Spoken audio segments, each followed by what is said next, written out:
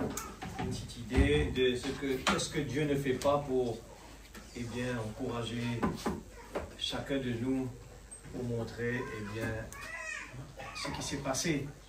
Amen.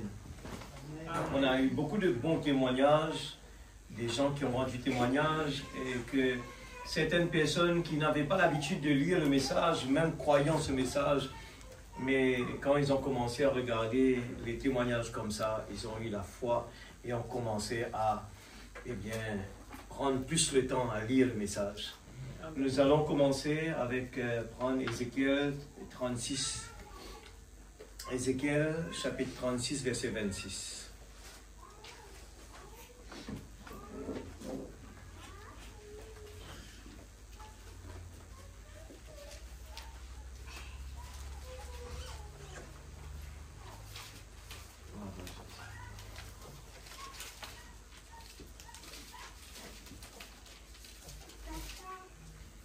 Alors nous aurons peut-être l'occasion de le voir, le frère, venir faire un tour ici. Et là, il me dit, il prépare un peu la visite. Il travaille sur le projet et un prophète en Afrique. Alléluia. Gloire à Jésus. Ézéchiel 36, verset 26.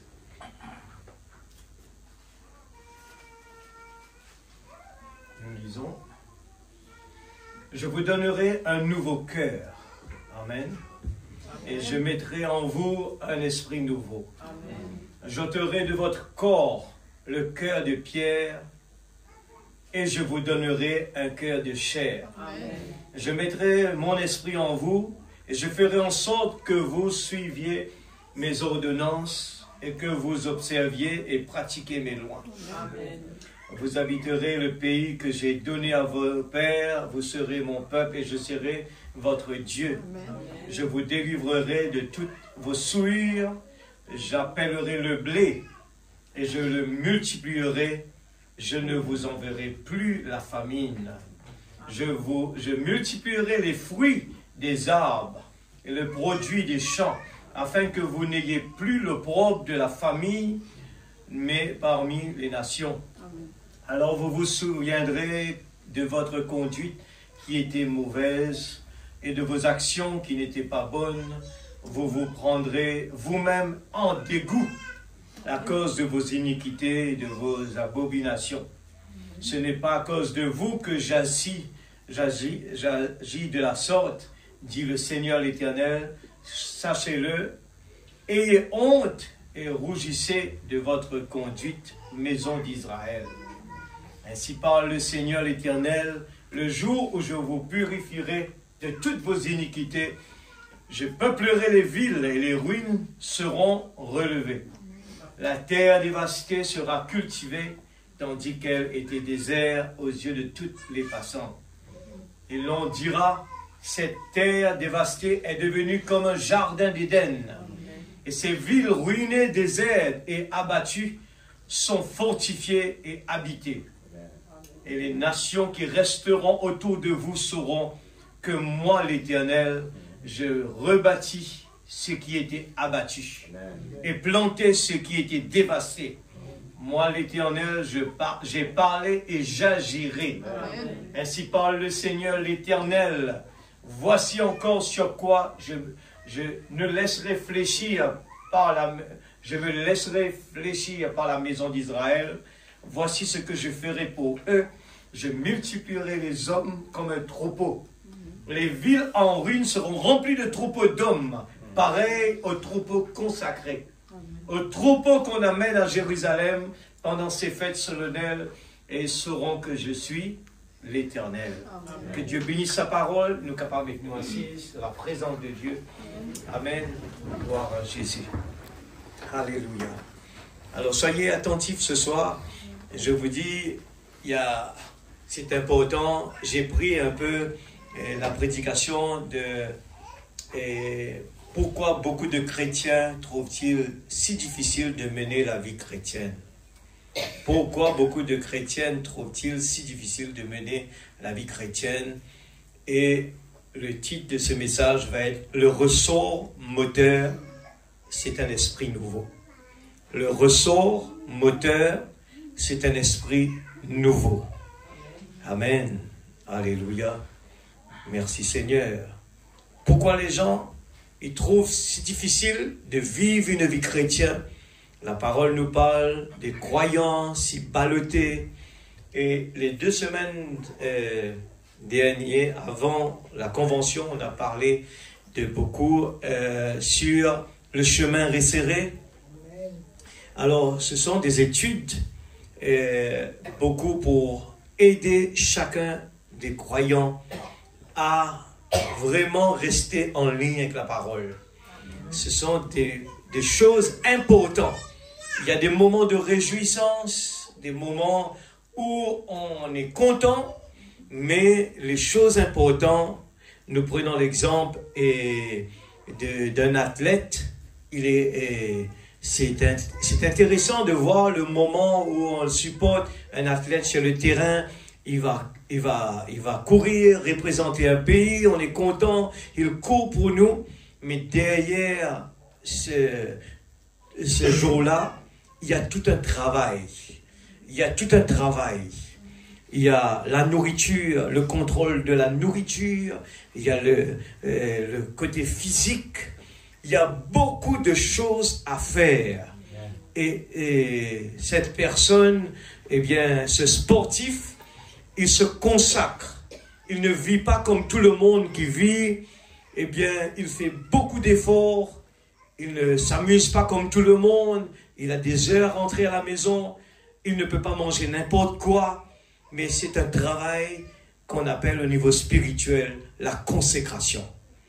Alors, si dans le monde naturel, un athlète doit vivre une vie différente de tous les autres, combien plus forte raison, nous qui disons nous sommes des chrétiens, on ne peut pas copier sur ce monde. On ne peut pas vivre comme ce monde. On a été appelé de sortir de ce monde. Amen. N'oubliez pas, si nous regardons l'exemple de Lot, Sodome et de Gomorrhe, c'est le type pour nous aujourd'hui. Eh bien, il nous fait bien comprendre la raison de sortir, parce que Dieu va détruire Sodome et Gomorrhe. Mais avant cela, Dieu envoie son ange, il va les attraper par la main, les tirer. Et nous voyons Lot qui a accepté de sortir, le mari, et nous voyons la femme de Lot qui représente, la femme représente l'église. Nous voyons la différence. Lot avait accepté la demande de l'ange pour sortir de Sodome parce que Dieu va détruire Sodome et Gomorrhe. Mais nous regardons la femme de Lot, la différence. C'était quoi? Son cœur était attaché avec le monde. Son cœur, il avait accepté de sortir de Sodome. Elle a accepté. Mais le problème de la femme de Lot, c'était elle ne pouvait pas couper le cordon totalement de Sodome. Elle devait regarder en arrière. Elle était au courant. On lui a demandé tout simplement de ne pas regarder en arrière. Elle a désobéi et nous avons vu la conséquence. C'était la mort. Ne vous laissez pas distraire, c'est la mort. Alors ce soir, suivez bien l'église. Je vous dis sincèrement, nous arrivons à un moment vraiment de plus en plus crucial de la vie du monde que Dieu a créé, et il ne faut pas s'habituer à ce qui se passe. Je vous dis sincèrement, il y a des choses qui se passent, et le problème de la tradition, j'avais commencé à parler de cela, les traditions, eh bien, et dans la vie, et le frère aussi a touché un peu sur la tradition dans l'église. Les traditions commencent à pénétrer, on vient à l'église, on ne réalise pas dans quelle est la présence, que c'est la présence de Dieu. Nous sommes tous là, qui est là, nous sommes des pèlerins, on a été envoyés sur la terre, mais n'oubliez pas que nous sommes ici provisoirement. Notre but principal, ce n'est pas de réaliser des rêves ici-bas. Nous avons plus que cela. C'est là où nous allons partir. Nous devons faire beaucoup d'efforts beaucoup d'efforts. Il faut couper le cordon. Il faut la prière. Il faut vraiment mettre à côté toutes nos habitudes. Et n'oubliez pas que le diable, il est très religieux. Alors beaucoup de gens se font avoir simplement parce que je crois en Jésus, je pars à l'église régulièrement. Ce n'est pas suffisant. Beaucoup de gens prêchent un évangile sans condition. Et pour dire que voilà, vous allez tout simplement, vous croyez en Jésus et c'est bon. Vous faites ce que vous voulez, mais pourvu que vous avez cru en Jésus. Alors, il faut comprendre bien, ce soir nous allons parler de, le ressort moteur. À l'intérieur d'une pendule, il y a un ressort. Alors aujourd'hui, il n'y en a plus, presque fini maintenant. Mais nous voyons les montres d'autrefois et ça marche avec un ressort. Et ce ressort, il faut vraiment le monter. Il faut le monter. Et ce ressort est important. Sans ce ressort à l'intérieur de ce monde, il n'y aura pas la vie. Amen. Il n'y a pas la vie. Alors, ce soir, nous parlons que Dieu, à travers de son prophète, comme vous l'avez vu, son prophète Ézéchiel, dans chaque âge, Dieu envoie un prophète. Parce que si nous envoyons aujourd'hui Noé pour venir nous prêcher, Noé avait prêché un message, il faut rentrer dans l'arche. Mais aujourd'hui, le message, ce n'est pas la même chose. On ne peut pas venir prêcher le message de Noé. Mais c'est un type pour nous aujourd'hui de voir ce qui s'est passé là-bas. Noé avait crié très fort jusqu'à la dernière minute. Et il appelait les gens, il dit, Noé, tu sais très bien que la pluie, et on n'a jamais vu la pluie tomber. C'est la même chose aujourd'hui. Ça paraît difficile d'accepter ce que la Bible nous a donné comme promesse. Les gens des fois arrivent à dire, oui, je crois. Mais sincèrement à l'intérieur, on ne croit pas vraiment parce que si nous croyons vraiment la promesse de Dieu, nous allons vraiment mettre Dieu en premier. Toute la parole en premier. Toutes nos choses terrestres secondaires. On n'est pas de ce monde. Nous sommes de ce monde que Dieu a créé. Une maison, Dieu a créé là-bas pour nous. Et nous faisons de tout notre mieux.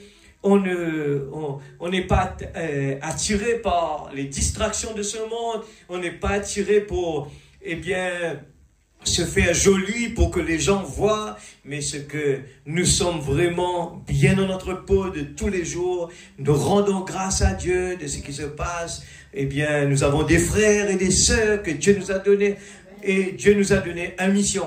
C'est aller dans le monde entier, prêcher la bonne nouvelle. Et nous devons vivre une vie qui donne vraiment cet enthousiasme aux autres. Une vie qui doit avoir un miracle dans notre vie. Pas simplement aller dire aux gens, Jésus est vivant, mais les gens veulent regarder votre vie. Nous, comme nous disons tout le temps, c'est qu'une vie vécue est plus forte que ce que la bouche peut dire. Les gens veulent voir des témoignages. Les gens veulent voir une vie. Et c'est notre vie qui va témoigner que nous sommes un enfant de Dieu. Amen, amen.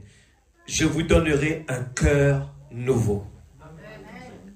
Le chemin resserré, nous avons pris un petit peu le temps d'effleurer beaucoup de possibilités. Le cœur, le chemin serré, ce n'est pas tout simplement une vie difficile, avoir une maladie, mais ça vient dans beaucoup de façons.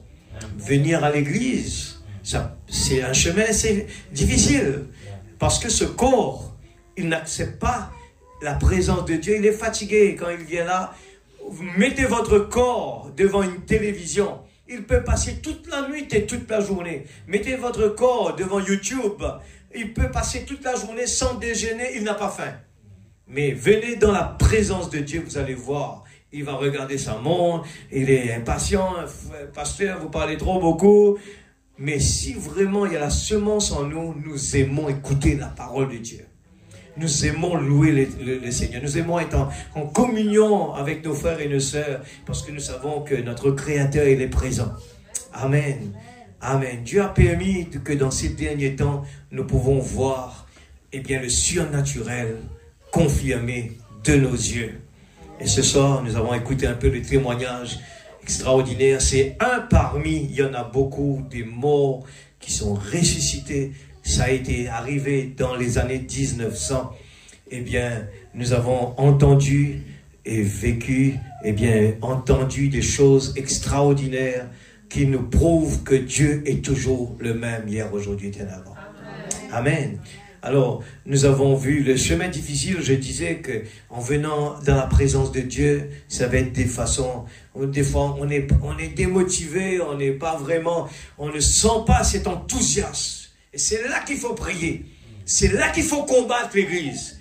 Faites l'effort de dire, je crois que Dieu est présent. Même que je ressens rien, mais je vais faire cet effort. Et bien de dire Amen à la parole, de chanter pour Dieu, de ne pas attendre simplement que je vois pourquoi. Amen. Mais de simplement, à chaque moment de notre vie, qu'importe où nous sommes, quand il s'agit de la parole de Dieu, confessez-le. N'oubliez pas l'exemple de l'aveugle. Quand il est venu à l'estrade, le prophète a prié pour lui. C'était en présence du prophète pourtant. Mais on lui a dit, va à la maison, confesse que tu es guéri. Il est parti et il n'était pas encore guéri, mais arrivé un moment, tellement qu'il écoutait le négatif, il ne voyait rien, il n'entendait que des choses négatives. Arrivé un moment, sa foi commence à s'affaiblir. Mais il a dû retourner là devant le prophète. Et là, le prophète lui a dit, pourquoi tu es retourné encore une fois? Regardez bien cet exemple à l'église. Il n'a pas reçu sa guérison tout de suite. Mais ce que nous voyons, c'était confesser, même que vous ne le voyez pas, mais continuer à persévérer, à croire que la parole, il est vrai. Il y a une promesse. Dieu nous a donné une promesse. Et cet homme, quand il est parti, sur la deuxième fois qu'il est parti, là, il a changé. Il a eu cet enthousiasme. Cette conviction est entrée dans lui. Mais dès le moment qu'il a appuyé sur le bouton de la foi, il a crié, je crois. Je suis déjà guéri. Et ses yeux s'est ouvert. C'est la même chose pour chacun de nous qui vient à ces réunions. Nos yeux vont nous montrer des choses négatives. Nous allons peut-être pas voir ce que nous sommes dans l'expectative d'attendre. Mais ne restez pas comme cela. Ne restez pas là à attendre. Mais commencez à agir avec ce que la parole a dit. Ce que nous avons entendu. Amen. La foi vient de ce qu'on entend. Ne partez pas comme ci, comme cela, mais la foi vient de ce qu'on entend. Partez à la maison, Seigneur, je sais que tu es vivant, même que je ne le vois pas. Regardez notre homme de foi, Abraham, quand Dieu lui a demandé quelque chose de vraiment impossible, l'Église. Il a confessé, Dieu pourvoira. Allez avec ces paroles-là, venez dans la présence de Dieu avec des convictions. Ne regardez pas ce petit bonhomme, les gens regardaient le petit David qui était là.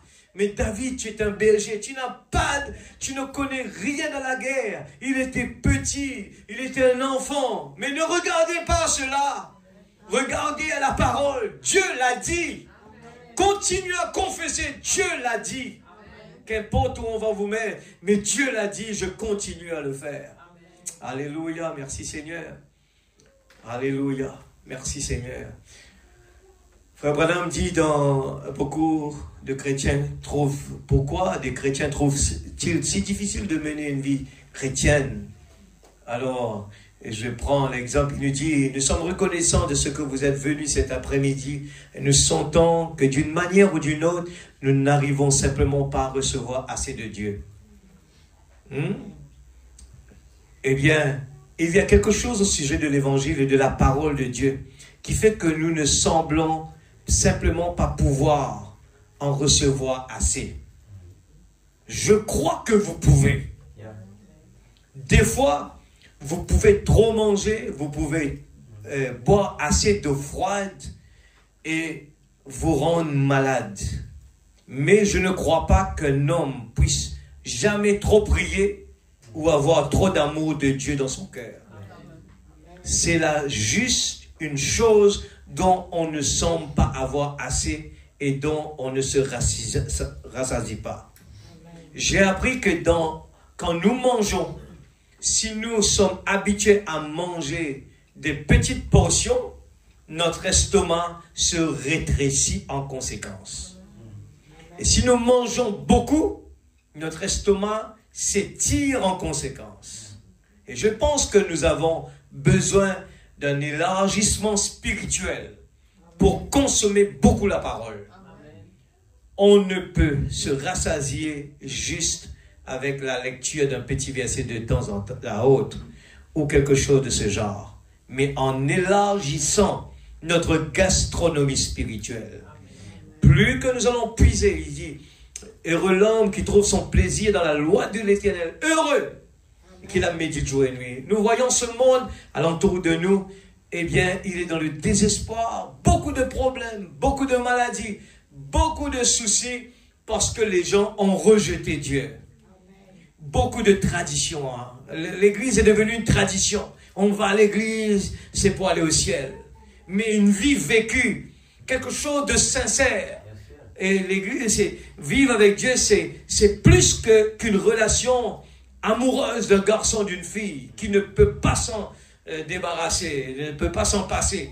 C'est quelque chose qu'on ne peut pas expliquer. On aime bien rester à côté. On aime bien être à côté de lui. Simplement prendre ses vêtements et mettre sur soi là. Et c'est quelque chose d'extraordinaire. Aujourd'hui, les gens rient en entendant des choses pareilles parce que l'amour a presque disparu. Les gens se marient, c'est pour la sensation, sans même le savoir. La même chose au niveau spirituel. L'église aujourd'hui vit de la sensation. On est parti à l'église, on a sauté, on a dansé, on a loué. Ce qu'on va entendre ce soir, la parole a dit, où est ton premier amour? Où est ton premier amour? Le premier amour, c'est faire quelque chose pour Dieu avec son cœur. Et tout ce que la parole nous demande, oui Seigneur. Un garçon qui aime une fille, sincèrement, quand la fille lui demande n'importe quoi, il dit oui, je suis prêt. Il n'a même pas le temps de réfléchir, oui, je vais le faire pour toi. Il est là pour faire plaisir, l'un à l'autre. Je suis là pour faire plaisir. Mais aujourd'hui, ce n'est plus les conséquences. Et l'Église, Dieu a envoyé un prophète. Et c'est justement pourquoi les gens ne l'aiment pas. Parce qu'il va venir vous parler des choses qui paraissent difficiles. Mais pourquoi c'est difficile? Parce que nous n'avons pas la chose essentielle en nous. C'est pour ça que les gens croient que avoir parlé en langue, nous avons eu le baptême du Saint-Esprit qui est totalement faux. Amen. Le vrai baptême du Saint-Esprit, c'est quand Dieu habite en nous. Et ces deux choses séparées, le parler en langue, c'est un don tout simplement. Ça n'a rien à voir avec le baptême du Saint-Esprit. Le vrai baptême du Saint-Esprit dont nous parlons ce soir, eh bien, c'est le ressort moteur, c'est un esprit nouveau. Et quand nous recevons un esprit nouveau, Dieu change nos manières, change notre façon de se comporter. Et c'est pour cela, prier est important. Écoutez la parole comme une biche assoiffée. Il reste près d'un courant d'eau. Amen. Alors, il nous dit dans paragraphe 28, eh bien, vous ne pouvez même pas bien vivre avec vous-même, avec cet esprit que vous avez.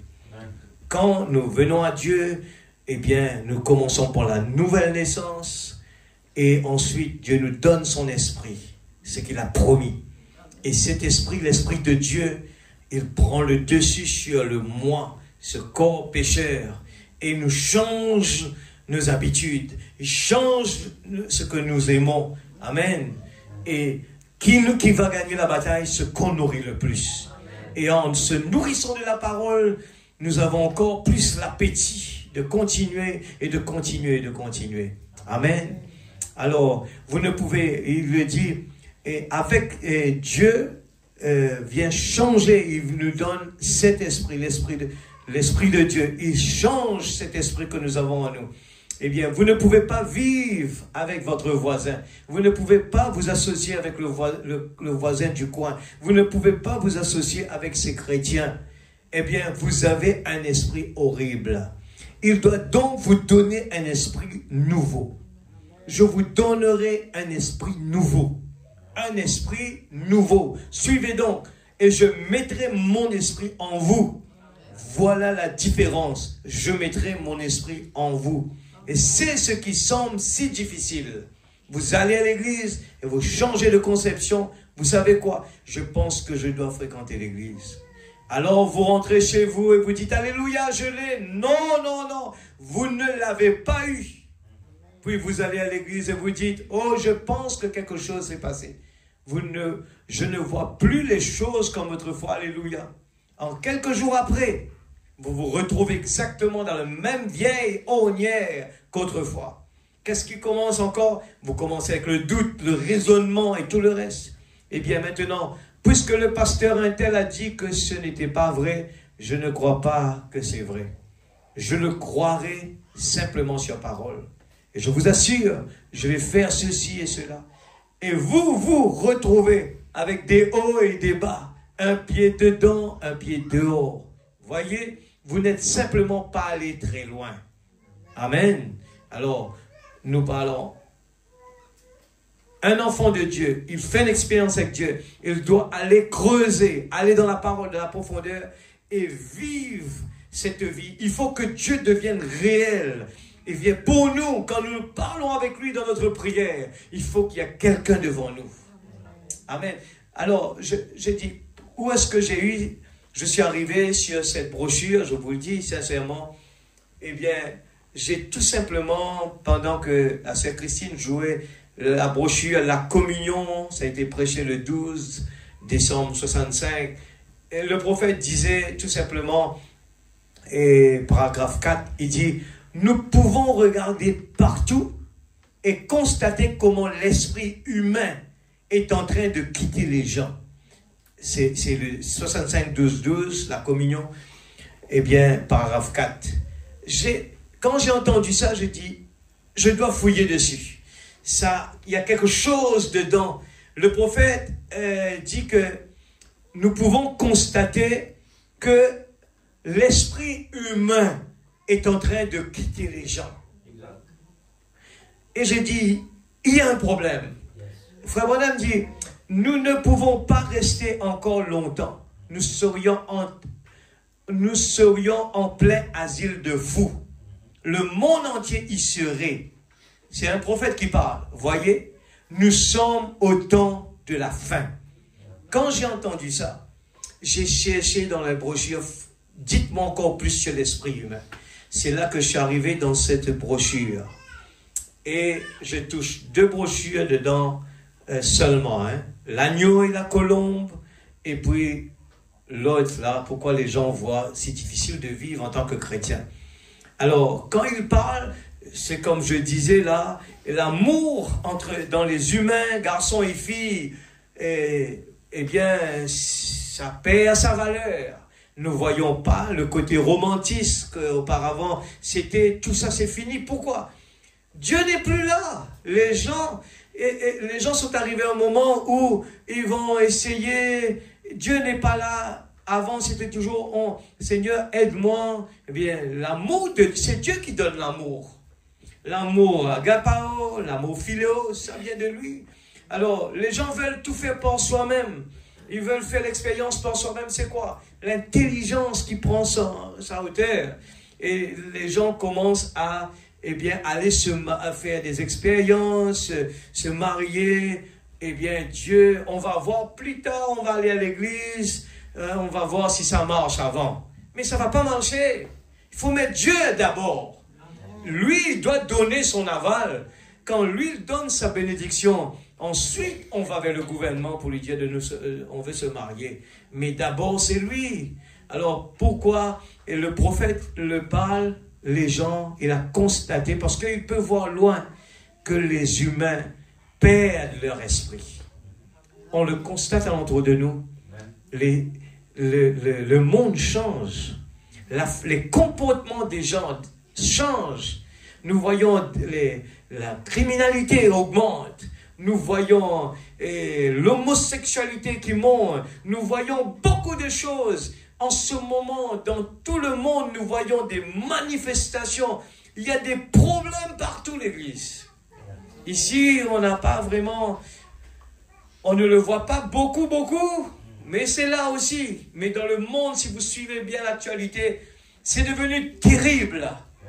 terrible. Nous revenons dans la brochure. Pourquoi beaucoup de chrétiens trouvent-ils si difficile de mener une vie chrétienne? Paragraphe 21. Eh bien, je me suis dit, pourquoi ces arbres, ce qui les pousse à se plaindre? Et il saute, il dit, ce qui les pousse à se plaindre. Les gens se plaignent tous les jours, les gens ne sont pas satisfaits. Nous vivons dans un monde qui cherche leurs droits. Les gens cherchent leurs droits. Et c'est ça le problème. Donne-moi mon droit. Le mari, dans la Bible, on a été enseigné que le mari est le chef de la maison, la femme, eh bien, l'épaule de la maison, eh bien, c'est bien, la Bible a bien expliqué, la femme soumise à son mari, le mari doivent être, eh bien, doivent devant Dieu, eh bien, lui, il est obéissant à la parole. D'abord, je commence plus haut, c'est que l'homme obéissant d'abord à la parole, et puis, quand Dieu est dans l'homme, eh bien, nous voyons que la femme, il respecte le mari, et puis ensuite, nous avons les enfants qui doivent être obéissants, eh bien, à leurs parents. C'est bien réglementé.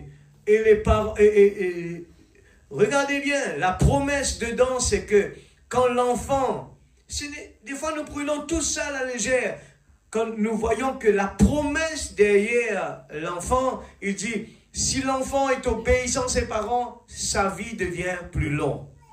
La Bible ne dit pas les choses à la légère. C'est profond cela. Amen. Et dans le monde actuel, l'homme a trouvé bon de régulariser les choses.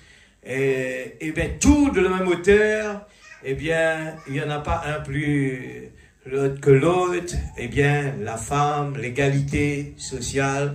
Et nous voyons aujourd'hui que la société est pourrie. Si cela marchait bien, on aurait dû voir une vie meilleure qu'auparavant. Mais les gens aujourd'hui comparent la vie d'auparavant et disent que là-bas c'était mieux. On est d'accord avec cela. Alors, regardez bien la parole. Pourquoi? Qu'est-ce qui les pousse à se plaindre? C'est un manque de vie. Amen. Il n'y a plus la vie. La vie a quitté les humains. Amen. La vie a quitté les humains. C'est pour cela que l'homme est en train de se plaindre tous les jours. Il y a des problèmes entre le travailleur et le patron et le travailleur. Il n'y en a rien qui marche. Nous voyons manifestations partout. On doit aller prendre des gens de l'autre côté de la mer pour venir travailler. Les gens ne veulent plus travailler. Les problèmes, les gens se plaignent. Amen. Et quand nous allons un peu plus loin, le paragraphe, on va dans le paragraphe 29. Je prends 28 avant. Eh bien, vous ne... on est arrivé. Et c'est ce qui semble si difficile, c'est ça, hein? Pardon? Ah oui, 30, excusez-moi. Alors, le paragraphe 30, il dit, « Oh, vous dites, frère Branham, j'ai toutes les évidences. Je sais, mais ne parlons pas d'évidence. Nous parlons du fruit, c'est vrai. Oui, oui.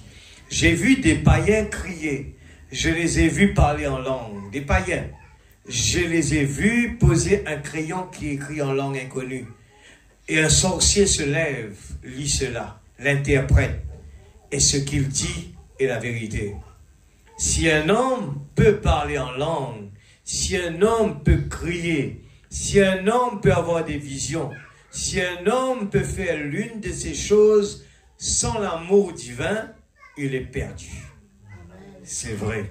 Christ est dans le cœur, voyez. Ne soyez pas séduits par des signes et des évidences. Il y a toutes sortes de signes. La Bible dit que dans les derniers jours, il s'élèvera des faux prophètes. Ils feront des signes au point de séduire, s'il était possible, même les élus. Revenez aux signes bibliques. Amen. Je voudrais juste souligner cela. Aujourd'hui, le diable vient dire aux gens, mais c'est un faux prophète, il ne faut pas l'écouter. C'est la même chose qui s'est passée au temps de Jésus. Alors, ils sont venus dire, c'était les scribes et pharisiens qui représentent la loi de Moïse, qui suit la parole. Mais parce qu'ils étaient aveugles, nus, ils ont manqué de voir leur Messie devant eux. Alors, ce soir, nous voyons la parole et ce n'est pas nouveau qu'aujourd'hui, nous voyons des gens qui lisent la Bible et que quand la vérité se présente devant eux, ils auraient dû aller fouiller. La Bible a dit, on connaît l'arbre par ses fruits. Alors si les gens disent que Branham est un prophète, alors nous allons voir sa vie d'abord. Mais si sa vie, il dit ce que la parole dit, alors quel est le problème? Alors pourquoi? Parce que ça les embarrasse. Quand Jésus disait des choses aux scribes et pharisiens, il disait des paroles tellement dures. Et eux, à l'intérieur de ces scribes et de ces pharisiens, il y avait de la pourriture. Pourtant, ils allaient à l'église dans des grandes robes. Et ils ont tué Jésus. Et la même chose se répète aujourd'hui. Malachie avait prophétisé du prophète du dernier temps qui va nous dire, dans ce temps, avant le grand jour redoutable. Et la même chose se reproduit. Nous voyons les gens qui lisent la Bible viennent dire que c'est un faux prophète. Je dis, pensez-vous qu'un faux prophète, parlant du côté de Satan, va venir vous dire comment il faut vous habiller? La Bible vous a dit qu'il faut pas faire ceci, ne pas faire cela. Est-ce que le diable va vous donner un chemin difficile? Non, au contraire, le diable vous dit de venir dans un chemin large, facile. On va à l'église, on vit comme le monde, on parle comme le monde. Mais simplement croire en Jésus, on est sauvé. Est-ce que le diable, est-ce que un faux prophète peut venir vous dire des choses difficiles parlant de la part du diable? Au contraire, si c'est le diable, il va venir vous donner un chemin facile. C'est facile, venez à l'église, vous vivez comme vous voulez à la maison, avec les gens, c'est pas grave, c'est pas grave. Alors que la Bible condamne. Et ce soir, il nous parle d'un cœur nouveau. Et ce cœur nouveau doit changer nos manières. Changer la façon que nous avons pensé. On ne peut pas d'un seul coup le faire, mais avec la grâce de Dieu, nous prions. Seigneur, mais quand nous faisons des bêtises, Seigneur, pardonne-moi. Je vois que j'ai pas réussi, j'ai fauté, je t'ai crucifié encore une fois. Pardonne-moi, Seigneur. Je veux vraiment faire tout ce que tu me demandes de faire. C'est pour ça que Dieu a envoyé un prophète. Et ce prophète nous parle vraiment un chemin difficile. Il n'y en a pas de chemin plus difficile que ce message que Frère Branham nous parle. Parce qu'il nous coupe le cordon de ce monde complètement. Il nous apprend comment vivre des choses qu'on n'avait pas l'habitude de faire auparavant. Vraiment, aujourd'hui, quand nous regardons ce message, on dit, tiens, c'est le type de Esther. Esther avait été choisie parce que Esther faisait tout ce que le roi demandait. Amen. On peut continuer. Christ est dans le cœur. Ne soyez pas séduits par cela. On est arrivé 31. Remarquez donc, je vous donnerai un esprit nouveau. Soyez attentifs, je vous dis simplement que ça m'a beaucoup béni. Et je crois ce que le titre, pourquoi c'est aussi difficile de vivre une vie chrétienne. Les gens, les problèmes qui vont arriver alentour de nous, c'est vrai que ce soit au travail, à la maison. Il y a beaucoup de combats à l'église. Et il y a beaucoup, des fois on se dit, c'est injuste, mon frère, c'est injuste. Mais toutes ces choses ont été placées là. C'est ça le chemin difficile. Il n'y en a pas de injuste là. Dieu a placé le chemin difficile pour il faut pouvoir réussir. Amen. Nous allons entendre cela, c'est dedans. Amen. Alléluia. Alléluia. Merci Seigneur. Remarquez, le cœur nouveau est placé en plein milieu de vous. Et l'esprit nouveau est placé en plein centre de votre cœur nouveau. Et son esprit est placé en plein centre de l'esprit nouveau. Ce soir, je vous demande tout simplement de ne pas regarder à moi. Et regardez bien la parole. Si vous croyez que ces paroles viennent de Dieu, nous disons la voix de Dieu, on ne peut pas le lire à la légère. On ne peut pas avoir sommeil, on ne peut pas être distrait. Mais regardant cela, dit Seigneur, tout ce que j'écoute là, Seigneur, c'est cela qui va m'aider à vraiment avancer dans la vie, à surmonter les difficultés. Ce sont des choses que le diable nous empêche de voir. Et c'est pour cela qu'on n'est pas heureux. On n'est pas heureux parce qu'on n'arrive pas à réussir. On n'arrive pas à réussir dans la vie, on est insatisfait. Amen. Alors il nous dit, c'est juste comme le ressort moteur d'une bonne montre. Quand ce ressort moteur est placé au centre de la montre, il contrôle chaque mouvement de cette montre. Et c'est ça le problème, mes amis. Eh bien, j'espère que vous voyez ceci. Et je ne le dis pas pour essayer de pervertir ou être indifférent. Je dis simplement cela parce que je sais qu'un jour, je passerai en jugement avec vous. Vous voyez, si le Saint-Esprit est au centre de votre esprit, et c'est ce ressort de monde qui coordonne le mouvement de tout le reste et détermine le temps exact. Quand le Saint-Esprit est au centre de votre esprit, voilà, il coordonne chaque action du Saint-Esprit dans son tic-tac. Pas TikTok, hein, dans tic-tac. Aujourd'hui, le diable est venu avec TikTok. Les gens, ils disent non, il n'y a rien de mal dedans, ce sont des conseils, mais vous perdez votre temps, l'église. Prenez ce message et partagez-le plutôt. Prenez le message, je vous dis sincèrement, c'est un ruse du diable. Et vous fait partager des choses qui n'ont rien de mal. Hein? Il n'y a rien de mal. Mais au lieu de partager la bonne nouvelle, c'est le but que Dieu nous a envoyé sur cette terre.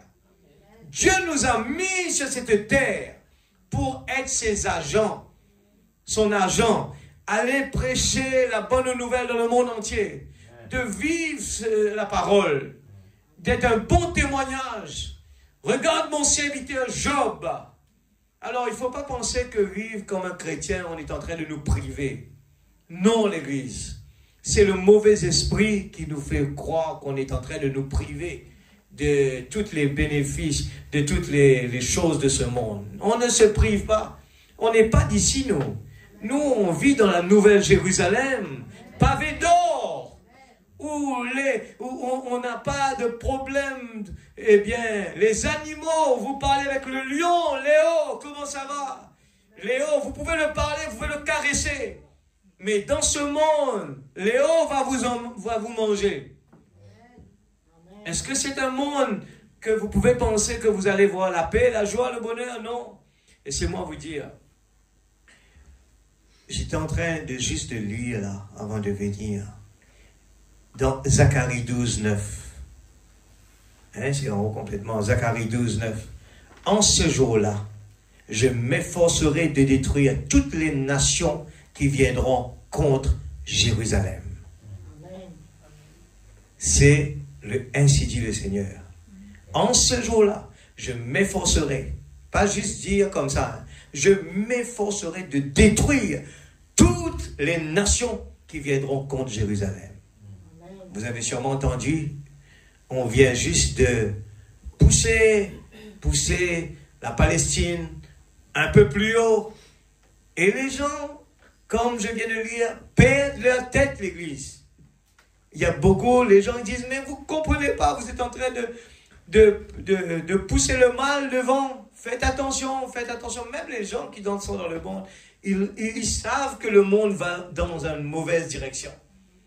Ils sont en train de supporter le mal. Et le monde va payer très cher pour cela. Vous allez voir. Le diable est en train de se déguiser. Et nous voyons qu'ils sont en train...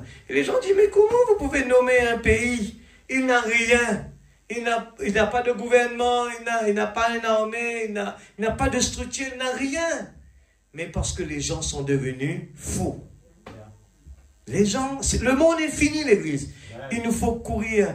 Dans verset 10, il dit, alors je répandrai sur la maison de David et sur les habitants de Jérusalem un esprit de grâce. Amen. Et de supplication. Et ils tourneront les regards vers moi. L'Église, c'est quoi cela? Ils tourneront les regards vers moi. Nous savons très bien que la grâce, nous sommes dans la période de grâce et que Dieu a tourné le dos contre Israël, eh bien, n'attendez pas que Dieu nous tourne le dos et c'est là qu'on va courir à l'église, ou bien on va courir dans notre lieu de prière, ou bien nous allons commencer à lever la main, louer Dieu. Ce sera trop tard. Alors nous voyons s'approcher la procédure petit à petit. Tout prend sa place, l'église. Faites bien attention. Tout ce qui se passe autour de nous, les nations se lèvent contre Israël. Et nous savons bien que c'est ce que la Bible avait prédit. Quand le Saint-Esprit est au centre de votre esprit, il coordonne chaque action du Saint-Esprit dans son tic-tac. Bien avec la montre de Dieu, la Bible, c'est vrai. Vous ne mentez pas, vous ne volez pas, vous avez des associés et vous êtes aimables, vous avez la paix, la joie, la longanimité, la bonté, la douceur, la patience. Eh bien, tous les fruits de l'esprit s'accordent par des tic-tac. Amen. Avec le ressort moteur, les fruits de l'esprit doivent sortir de cet esprit que Dieu a mis en nous. Voyez-vous ce que je veux dire? Eh bien, c'est le ressort moteur qui fait cela. C'est le Saint-Esprit qui fait cela. Ce n'est pas votre église qui fait cela. Ce n'est pas votre pasteur qui le fait. Ce ne sont pas vos cris qui font cela. Ce n'est pas votre parler en langue qui fait cela. Ce n'est pas votre service de guérison qui fait cela. C'est le Saint-Esprit qui fait cela. Le Saint-Esprit de Dieu au centre de votre esprit nouveau. Cela fait fonctionner toute l'église. Bien exactement une grande germe d'amour. Oh, nous en avons besoin, n'est-ce pas, mes amis? Examinons-nous aujourd'hui. Examinez cela par la parole, voyez. Notre vie fait-elle tic-tac exactement comme cela, voyez? Tout l'amour. Quel en est le fruit? Comment savez-vous qu'il indique l'heure exacte? C'est à l'amour. Amen, l'église? Je le redis. Comment savez-vous qu'il indique l'heure exacte? C'est à l'amour. L'amour ne se vante pas, il ne s'enfle pas, il est sociable. Il entretient de bons rapports au voisinage. Il aime, il croit tout, espère tout. L'amour, la joie, la paix, la longanimité, la bonté, la gentillesse, la patience, la douceur, la foi. Toutes ces bonnes qualités se manifestent dans la vie de quelqu'un qui a le Saint-Esprit et qui est conduit par lui. 34, ce n'est pas.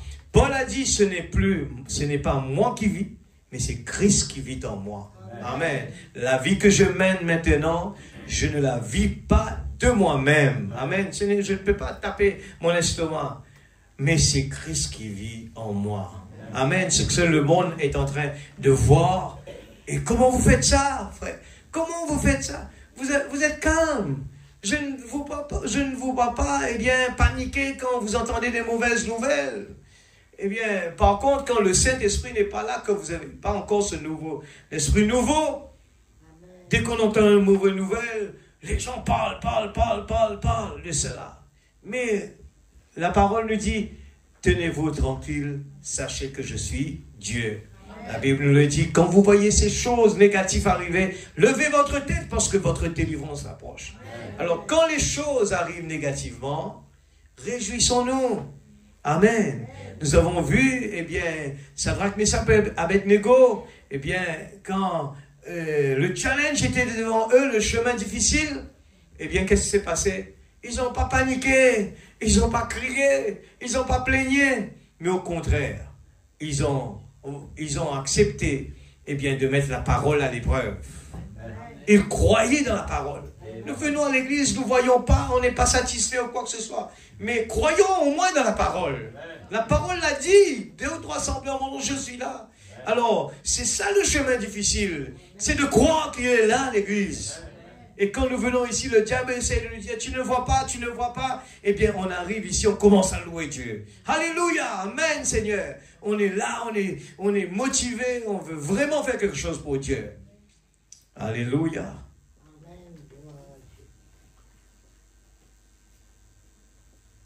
Et paragraphe,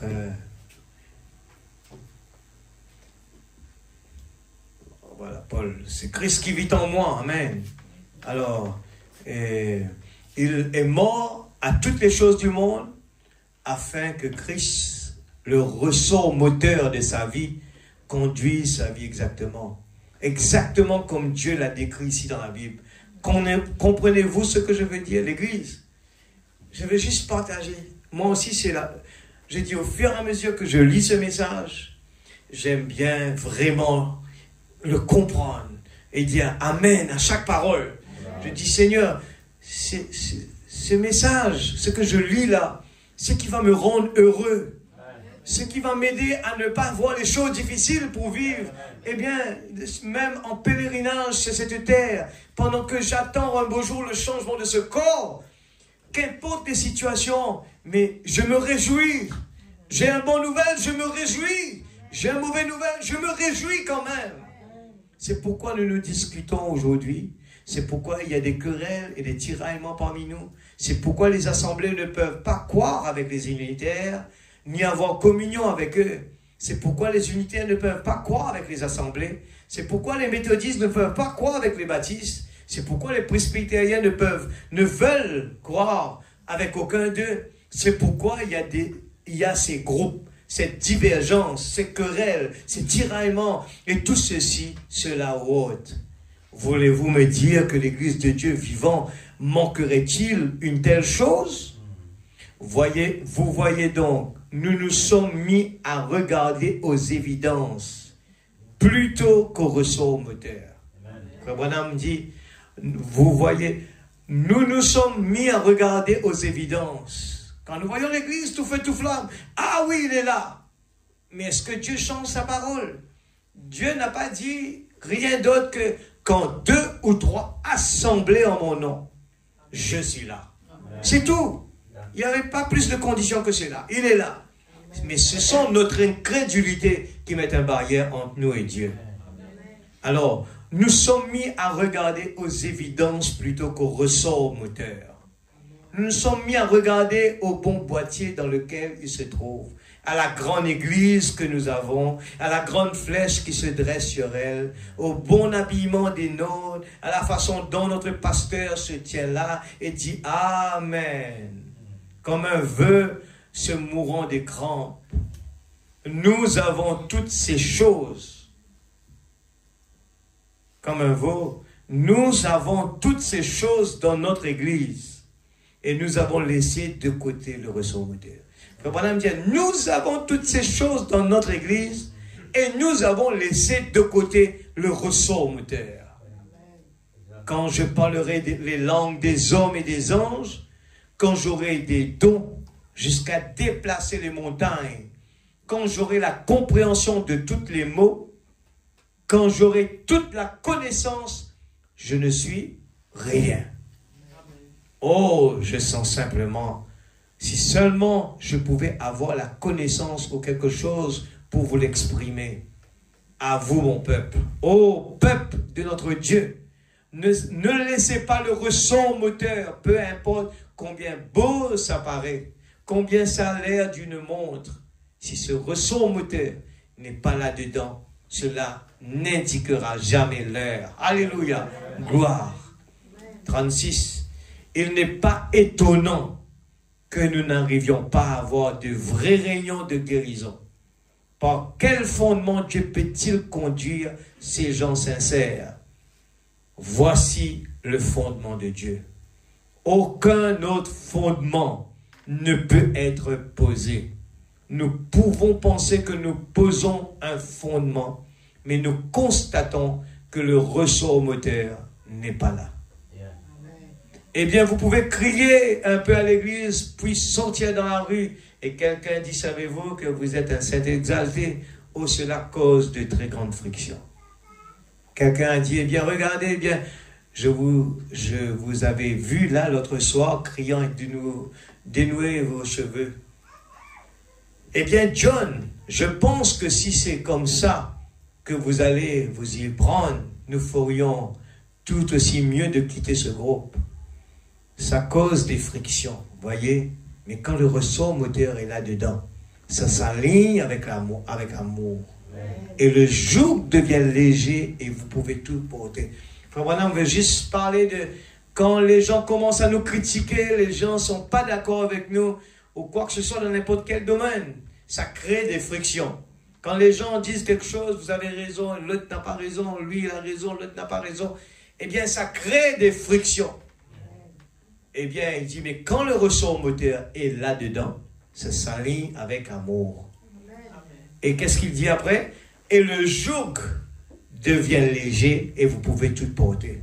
Quand il y a ce type de problème, Dieu qui le permet, eh bien, nous, avec l'amour de Dieu dans notre cœur, ces problèmes ne nous embarrassent pas. On vous taxe de s'être exalté, on vous taxe de fanatique, tout ce que vous voulez. Le joug est si léger. Qu'importe ce que les gens peuvent dire de vous, ça ne vous ennuie pas, ça ne fait rien. Que vous pouvez le placer sur vos épaules. Et quand vous êtes sous le même joug avec le ressort moteur, ce n'est plus vous, c'est lui qui fait tic-taquer cela. Amen. Il est très léger, juste comme Samson avec les portes d'airain de Gaza, il les a simplement transportés. Amen, l'Église. Nos problèmes, nos soucis, nos maladies, qu'importe ces problèmes, viennent faire de la pression sur nous, mais quand nous avons l'Esprit de Dieu en nous, eh bien, ce joug devient léger. Et la parole, nous le connaissons très bien, elle a dit, déposez vos fardeaux, vos soucis à ses pieds. Mais nous le prenons sur nous, nous voulons résoudre nos problèmes. Amen. Soyez remplis du Saint-Esprit, tout simplement. C'est pour ça que le prophète, il demande à ce que, si quelqu'un n'est pas rempli du Saint-Esprit, il dit, restez à l'autel, pleurez, versez des larmes, parce que c'est la chose importante qui va vous aider. Il n'y en a rien d'autre. Tout est basé sur être rempli du Saint-Esprit, rempli de notre Dieu. Paragraphe 38, et quand quelqu'un vous taxe de s'être exalté, se moque de vous, vous emportez tout simplement ce vieux fardeau droit vers une certaine montagne appelée le calvaire, et vous priez pour lui. Amen. Quand vous avez un problème, vous avez tout simplement, vous prenez ce fardeau, vous allez vers le calvaire, et vous priez, pas pour vous, vous priez pour la personne. Amen. Il y a alors l'amour. L'amour, le monde se meurt faute de cela. L'amour. Eh bien, Dieu voulait montrer, les apôtres plutôt voudraient nous montrer, ce qu'était la puissance de Dieu. Observez ce qu'était sa puissance. Suivez. J'aperçois à voir sous ses pieds une lumière apparaître. Il commence à s'élever. Qu'est-ce? Il brise et défie la loi de la gravitation. Jésus, élevé vers le ciel, eh bien, Jésus il a défié la loi de la gravitation. Nous, on ne peut pas monter. Je tombe, je saute, je monte. Mais regarde Dieu, l'amour de Dieu. Eh bien, le prophète nous dit aussi que à certains moments, la chair de Jésus, quand il priait dans le jardin de Gethsémane, arrivé un moment, il priait, demandait, Seigneur, éloigne-moi cette coupe. Mais regardez bien, il a dit après, que ta volonté soit faite. Amen. C'est lourd le poids. Hein? Le poids, il est lourd. N'a rien à voir ce que Jésus a subi. Mais nos problèmes, nos soucis, on est dans le jardin de Gethsémane, on prie, on sent que ça pèse. Nos problèmes, nos petits problèmes, l'Église. On crie, on plaint. Pourquoi? Il n'y a pas la vie. S'il y avait la vie en nous, on allait pouvoir, dire que ta volonté soit faite, Seigneur. Dieu nous envoie, la fournaise, il nous envoie le lion, il nous envoie toutes sortes de problèmes, le géant Goliath, la maladie, les problèmes, les soucis. Ne vous découragez pas, ne vous comparez avec qui que ce soit, mais comparons-nous avec la parole. Amen. 41, puissiez-vous bien comprendre qu'il ne s'agit pas de l'Église. Je crois que... Ouais, c'est ça. Ce ne sont pas les intellectuels, ce n'est pas la connaissance de la Bible, ce n'est aucune de ces choses. C'est l'amour de Dieu. Le Saint-Esprit au centre de cet esprit-là, qui fait que vous arrêtez de boire, vous arrêtez de fumer, arrêtez de mentir, amen. Arrêtez de faire les choses qu'il ne faut pas. Arrêtez de désobéir à la parole. Alors le Saint-Esprit de Dieu, dans cet esprit, se met à faire agir cela bien correctement. Alors l'amour, alors vous êtes tout le temps au sommet de la montagne. Que les choses viennent bien, ou plutôt aillent bien, vous avez toujours la victoire. C'est ça. Vivre ou mourir.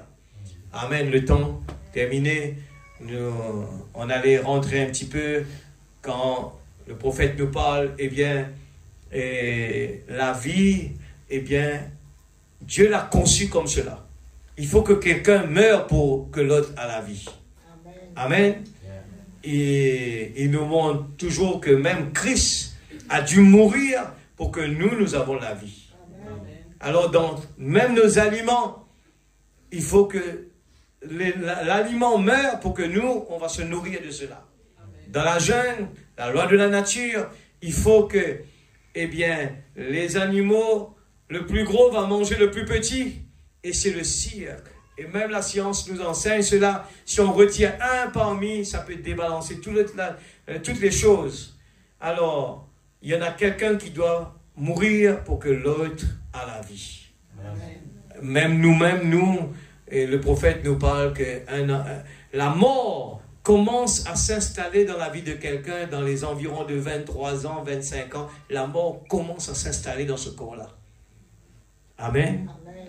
Eh bien, parce que on doit automatiquement, obligatoirement retourner ce corps, je veux dire, doit retourner vers la terre, vers la poussière de la terre. On a été créé de la poussière de la terre. Et ce corps poussière ne peut pas entrer au ciel. Mais notre âme, eh bien, qui valent plus que 10 000 mondes, est précieux aux yeux de Dieu. C'est ce que nous, on ne voit pas. Quand je regarde mon frère et ma soeur, je ne vois pas cela. Je vois simplement ce corps pécheur. Je vois que c'est pour cela que dans un mois, l'Église, il nous dit que si nous voulons voir du mal, on va voir du mal. Si nous voulons voir le blanc, on va le voir. Et ça dépend qu'est-ce que vous voulez voir. Mais quand vous regardez le frère Faniel, il est rempli de défauts. Il a beaucoup des erreurs. Mais à l'intérieur, ce que vous ne voyez pas, mais il y a quelque chose qui lui parle tous les jours. Ah, tu as fait une erreur. Tu as fait une erreur. Il faut te corriger. Il faut progresser. C'est notre but, chacun de nous. C'est pour ça qu'on est là à écouter la parole, pour que Dieu nous façonne. On fait des erreurs dans la vie. On reconnaît ces erreurs. C'est là que le pendule marche bien. Amen. Il faut reconnaître. Il faut demander pardon. Il faut et il faut. Si on ne fait pas cela, eh bien, nous aurons des problèmes. On va se poser des questions. Pourquoi on n'est pas heureux? Pourquoi ça ne marche pas? Pourquoi il y a ceci? On ne bénéficie pas parce qu'il y a quelque chose qui va mal.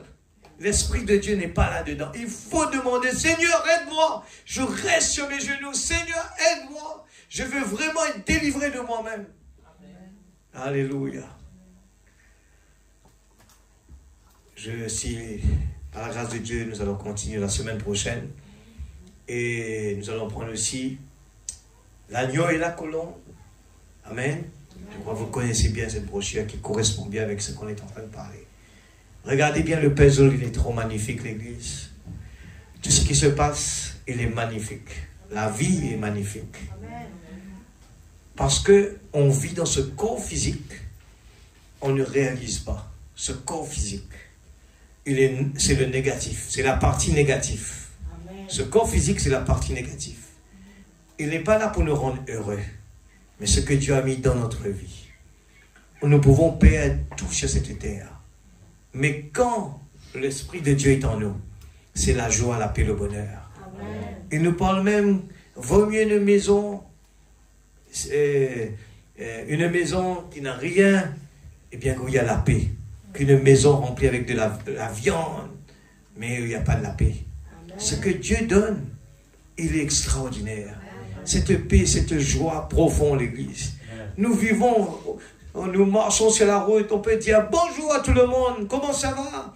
Et nous connaissons bien l'exemple de quelqu'un qui a bu, eh bien, il est ivre, eh bien, partout il part, il est tellement, il est amoureux. Il va, même avec, un homme va avec un autre homme, là, il va lui faire des bisous.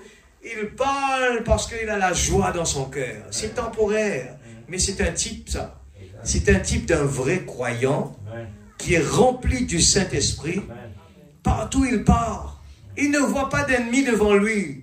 Il dit bonjour à tout le monde. Même les gens lui disent du mal. Alors, comment ça va?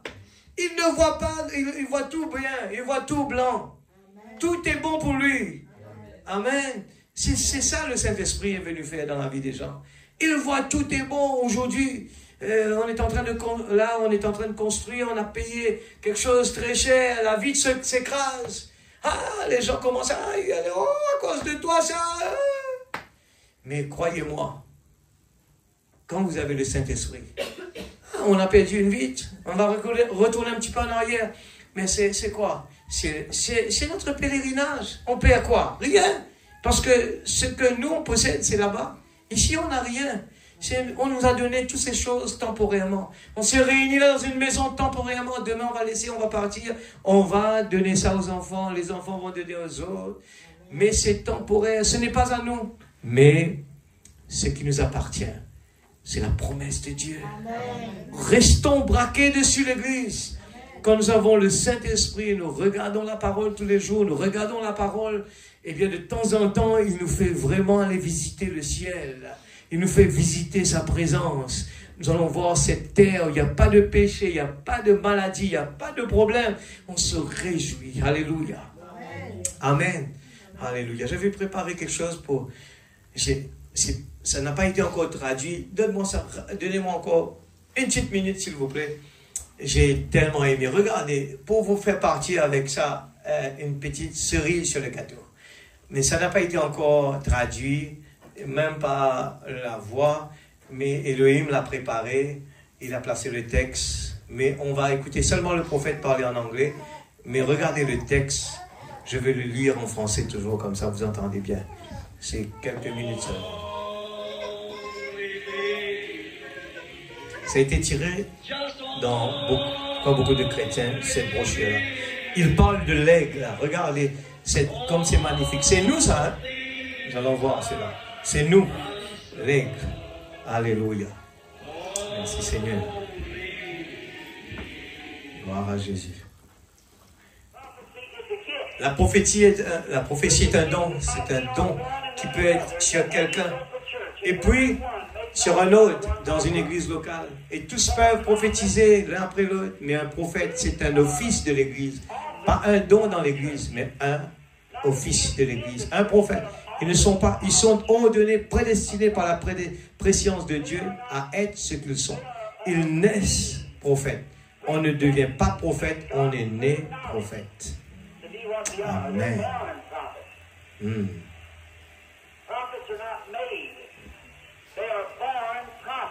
Amen. Et un prophète ou un voyant, en un mot, est considéré dans l'Ancien Testament comme l'aigle. Et combien j'aime y penser si c'était angla, comme un aigle. J'ai consacré une grande partie de ma vie à la protection de l'environnement. Et comme vous le savez, et à étudier la faune et la flore, les oiseaux sauvages, les animaux sauvages, à étudier leur nature.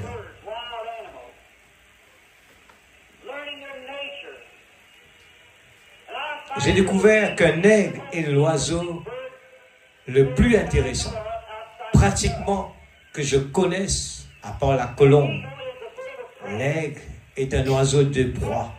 Elle est aussi un oiseau des cieux.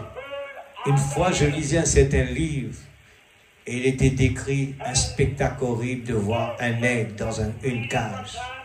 Et cet aigle, cet énorme oiseau, reculait, volait de toutes ses forces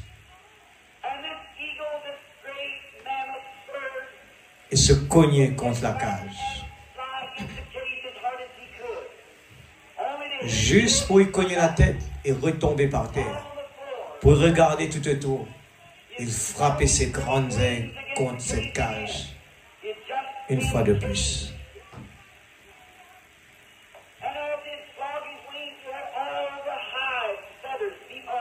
Il était bien enfermé dans la cage. Et en frappant de ses ailes, il se faisait arracher toute la peau, des plumes de ses ailes, des membres de son corps, ce qu'il déployait plus pour sortir de cette cage. Il levait ses yeux, las vers les cieux. Il savait que de par sa nature, il était un oiseau qui monte dans les airs. C'était un spectacle triste. L'un des spectacles les plus tristes que j'ai jamais vécu.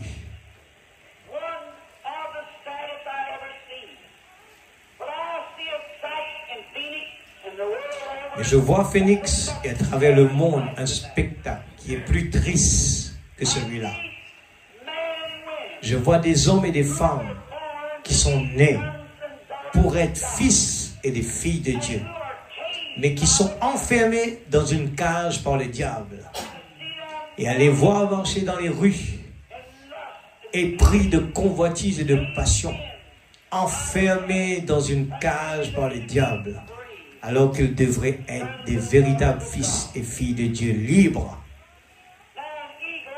Eh bien, un aigle peut voler plus haut que tout autre oiseau. Aucun oiseau ne peut monter à la hauteur où vole l'aigle. Et aucun homme non plus, qu'il soit docteur, évangéliste, pasteur, ne peut atteindre le niveau qu'atteignaient ces prophètes. En effet, ils montaient très haut. Et plus haut vous montez, plus loin vous voyez. Et cet oiseau est constitué. Aucun autre oiseau ne peut supporter ces hauteurs-là. L'œil de l'aigle est plus perçant que celui de tout autre oiseau. Eh bien, il peut dépasser le faucon à tous égards. En effet, le faucon a une vue perçante, mais juste à une certaine distance. Mais l'aigle est plus puissant, en effet. Il vole plus haut que le faucon. Il s'élève à une hauteur où le faucon mourrait s'il essayait de le suivre. Oh, comme je pourrais m'arrêter ici avec l'aide de Dieu pour vous montrer comment certaines personnes essayent d'atteindre le niveau atteint par les autres. Vous n'en avez tout simplement pas la constitution. Vous ne pourrez simplement pas supporter cela. Ces aigles pouvaient monter là-haut. Le roi Ézéchias pouvait-il monter au niveau où était Élie?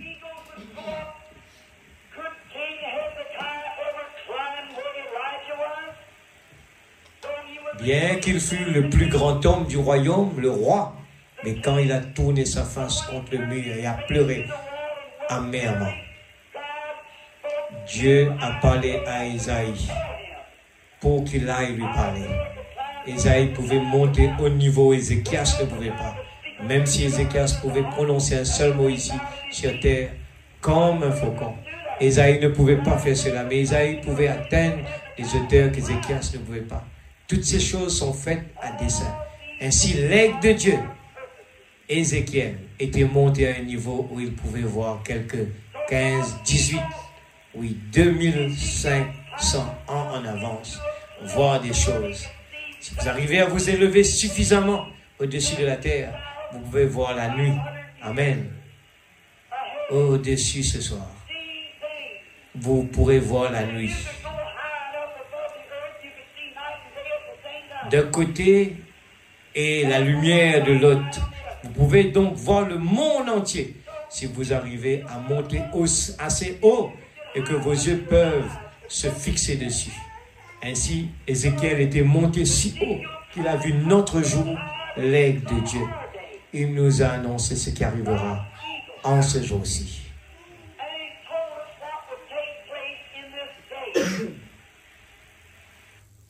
Amen. Mettons-le debout. Alléluia. Je pense que ce message, si vraiment nous fixons nos regards vers lui, il va nous donner, eh bien, vraiment des motivations. À dire Amen, Alléluia, merci Seigneur. Je suis cet aigle, je veux monter plus haut.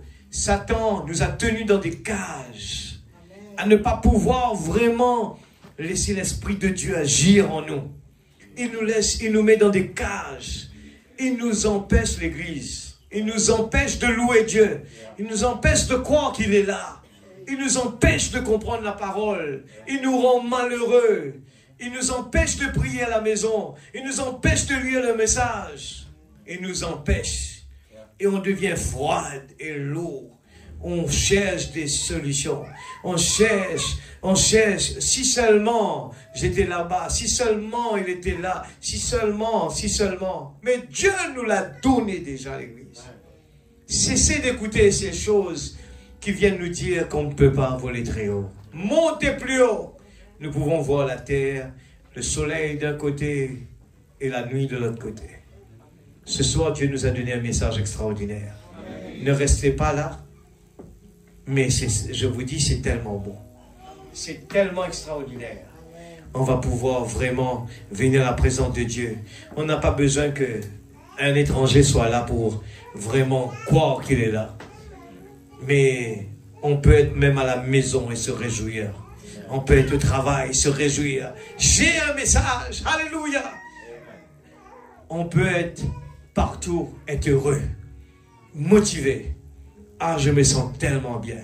Je me sens dans ma peau, vraiment prêt à toujours faire quelque chose pour lui. À vraiment me dégourdir. À vraiment chanter pour lui. À vraiment... Et tout cela fait que la peur, la timidité, tout quitte la salle. Tout quitte. J'ai plus peur. Je n'ai pas peur. Je n'ai pas honte. Je ne suis plus timide. Pourquoi? Parce qu'à l'intérieur, il y a quelque chose. Papa Céleste, nous allons prier tous ensemble. Tous ensemble. Nous avons entendu la parole et je crois que nous avons beaucoup à dire à Dieu. Il faut vraiment avec la conviction dans la prière. Il faut conviction. Ne priez pas doucement. J'attends à ce que les jeunes qui sont là prient ce soir. Ne laissez pas les adultes comme si c'est eux qui doivent prier pour nous. N'attendez pas cela. Je vais attendre les jeunes qui sont là. Priez. Parce que vous aurez des problèmes que papa et maman ne vont pas pouvoir vous aider. Je vous dis ça ce soir. Nous, on était aussi des jeunes. Mais je vous dis que vous aurez des problèmes dans votre vie. Vous allez être déçus. Alors priez avant que c'est trop tard. Seigneur Dieu Tout-Puissant, nous sommes dans ta présence. Tu nous parles de l'aigle. Tu nous as créés en tant qu'aigle, Seigneur. Oh Dieu, et le diable nous a tenus dans des cages pour nous rendre malheureux, pour nous rendre déçus, pour nous rendre victimes de toutes les oppressions de ce monde, oppressions de la chair. On ne peut pas vraiment exercer, Seigneur Dieu, ce que tu as mis comme les fruits de l'esprit en nous, la patience, la tempérance, des choses extra, la foi, la conviction de la parole et que on aime manger la parole et la parole produit des vitamines en nous. Oh Dieu Tout-Puissant, ce soir, Père, nous voici dans ta présence, Père. Tu nous as fait comprendre que, Seigneur, nous sommes des pèlerins ici. Nous n'avons rien ici à faire, Seigneur, que de vivre la parole. Vivre la parole en attendant la promesse de Dieu que tu as déjà donnée. Seigneur, nous vivons tout simplement chaque fois, Seigneur, l'expectative des choses extraordinaires. Tu nous l'as déjà donné. Et Seigneur Dieu, comme l'aveugle, Père, oh Dieu, il avait déjà eu, Seigneur, ainsi dit le Seigneur qu'il a dit, il est déjà guéri. Mais il n'avait pas compris encore qu'il fallait avoir la conviction. Il n'avait pas encore compris la parole. Il était déçu sur le chemin. Il est retourné à la ligne de prière. Mais au moment où il a compris le message, qu'il fallait rester avec la parole, qu'importe la maladie était là. Oh, il s'est écrié, je suis guéri. Et dès ce moment, la chose a pris. Oh, Dieu est venu réel. Alléluia. Ce soir, Père, nous ne voulons pas attendre à ce que la réponse nous vienne. Mais nous vivons comme si nous avons déjà eu la réponse.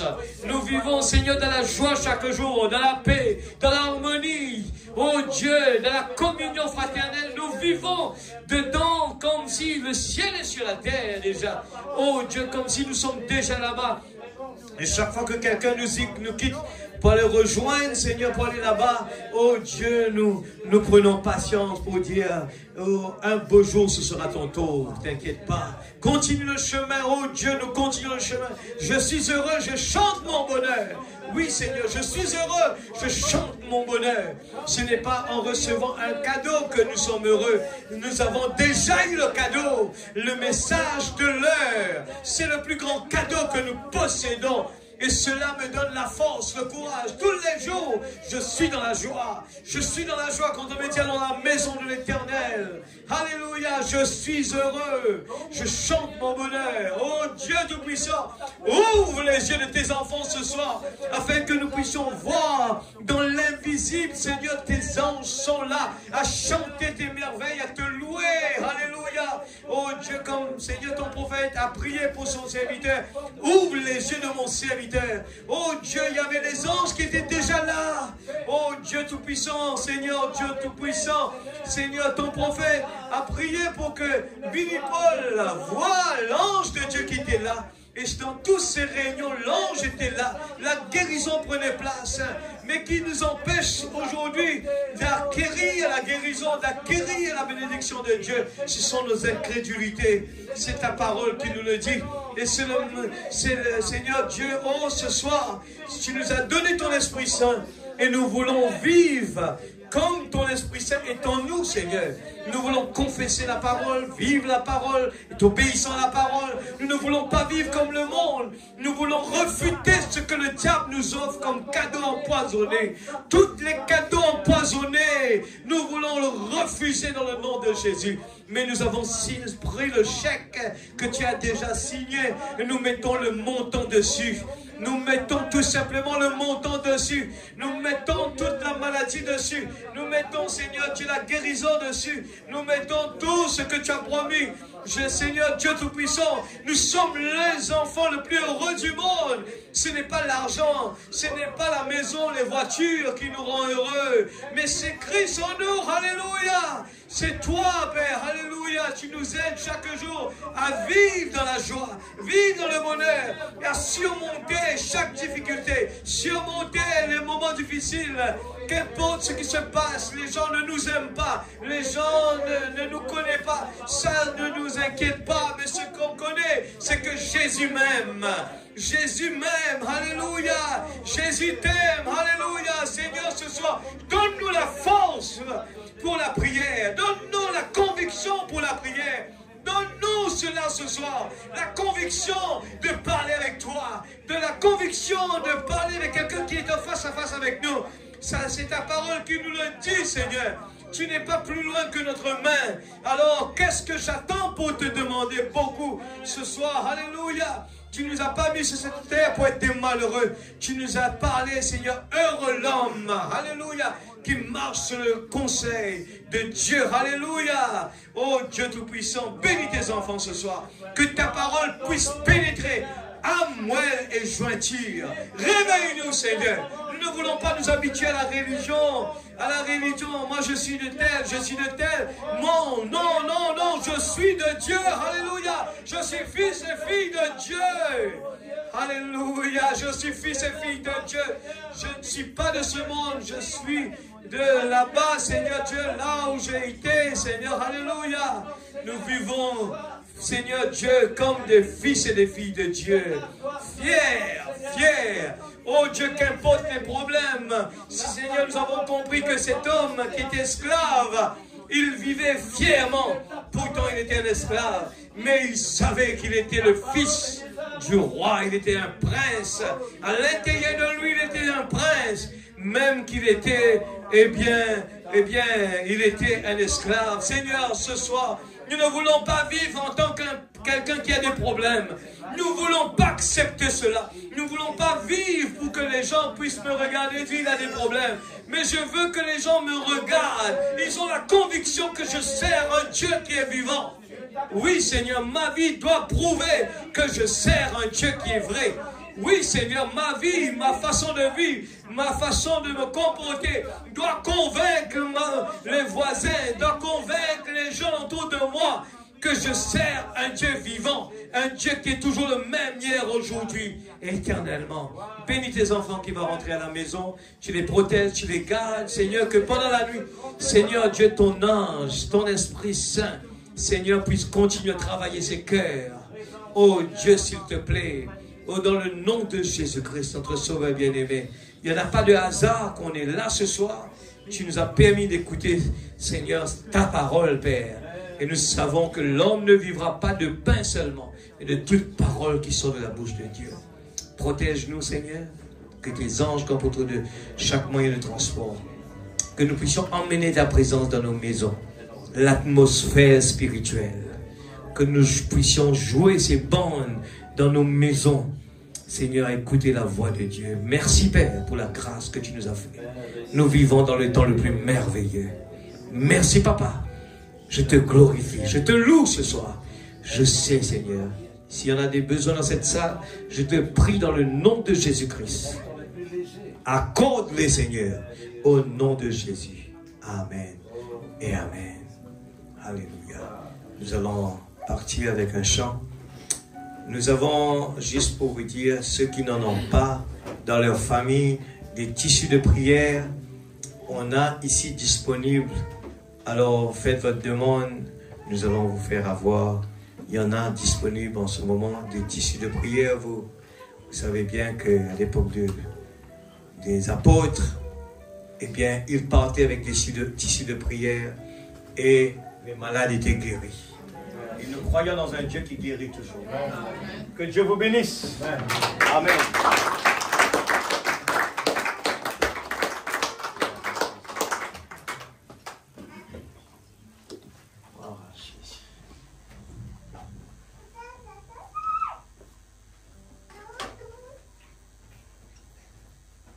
Gloire à Jésus.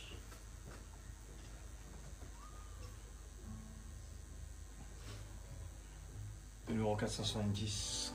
Voyageons le pays.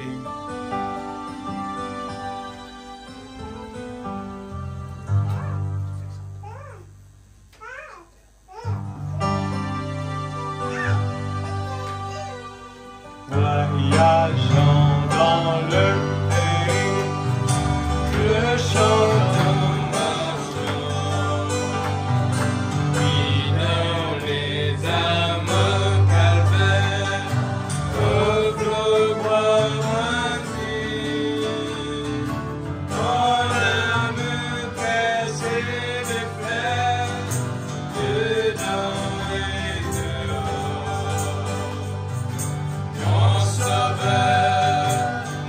Il me prend de